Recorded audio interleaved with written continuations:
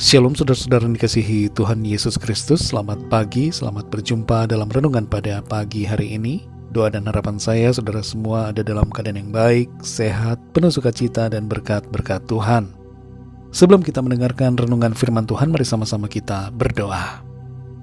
Kami datang ke hadirat-Mu ya Bapa di sorga. Dalam doa kami pada saat ini mengucap syukur kepadamu Tuhan Yesus, karena berkat kemurahan-Mu Tuhan sudah menolong dan melindungi kami dari malam hingga pagi hari ini.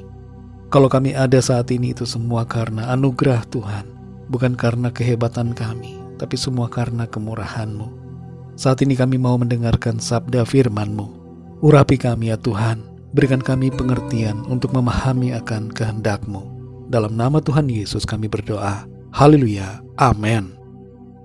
Saudara yang dikasihi Tuhan, pembacaan Alkitab kita pada saat ini terdapat dalam Injil Yohanes pasal yang ke-7.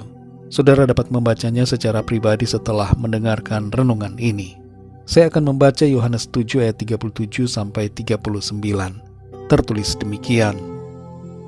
Dan pada hari terakhir, yaitu pada puncak perayaan itu, Yesus berdiri dan berseru, "Barang siapa haus, baiklah ia datang kepadaku dan minum.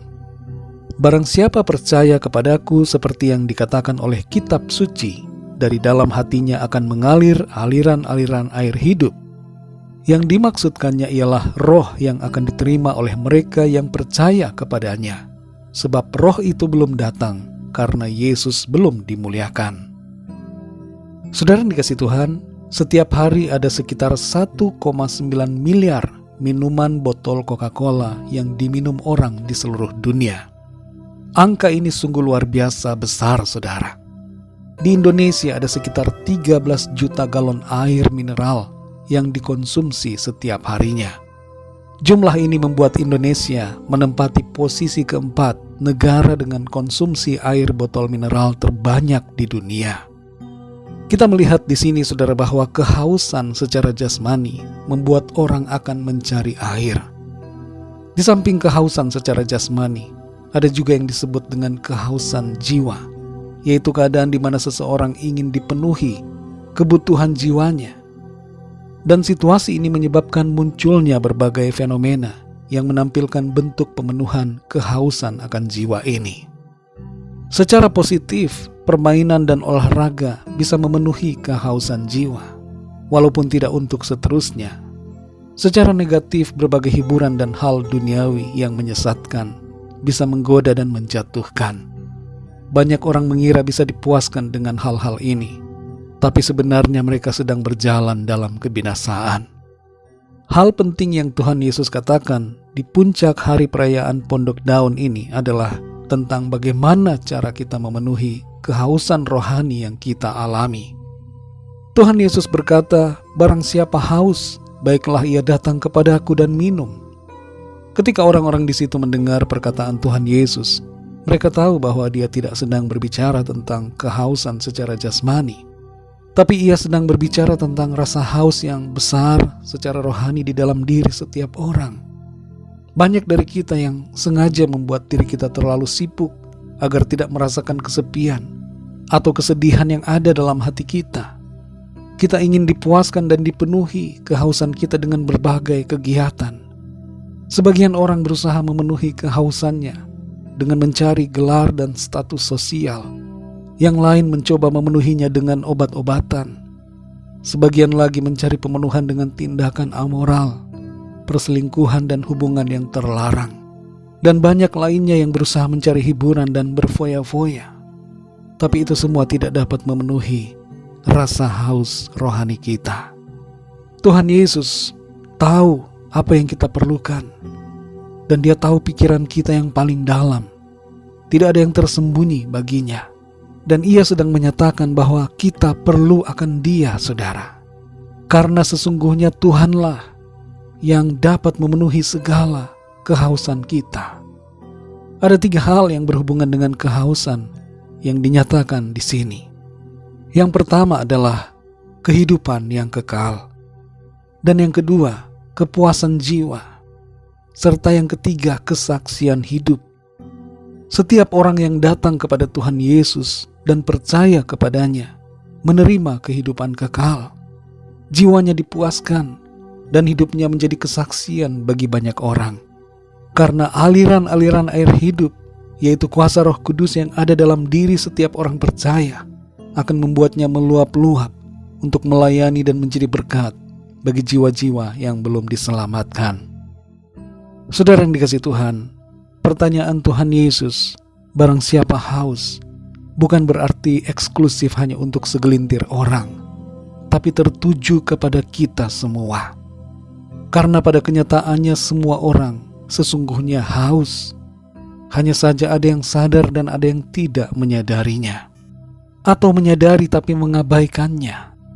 Mari saudara yang dikasihi Tuhan, kita semua datang pada Tuhan Yesus. Hanya Tuhan saja yang dapat mengisi kehausan kita. Hanya Dia yang dapat memenuhi kekosongan jiwa kita dan memuaskan dahaga kita dengan kasih-Nya.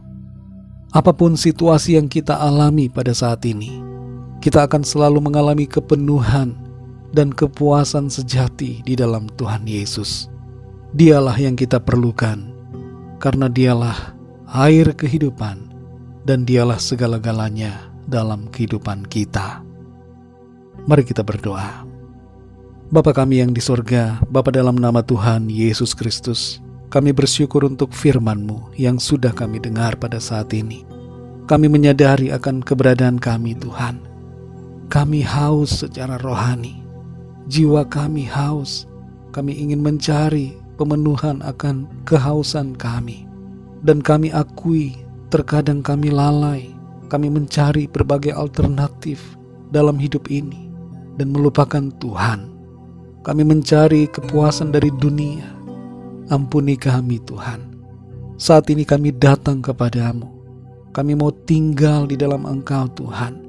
Kami mau percaya kepadamu dan menikmati aliran air hidup daripadamu yang mengisi kekosongan kami dan memuaskan dahaga kami. Terima kasih Tuhan untuk Roh Kudus-Mu yang Engkau telah berikan kepada kami, yang tinggal di dalam kami, menghibur, menuntun dan menguatkan kami. Tuntun kami selalu Tuhan, dan jadikan kehidupan kami ini sebagai saksi-saksi-Mu yang mengalirkan air kehidupan kepada orang-orang di sekitar kami. Terima kasih Tuhan. Pimpin kami di sepanjang hari ini.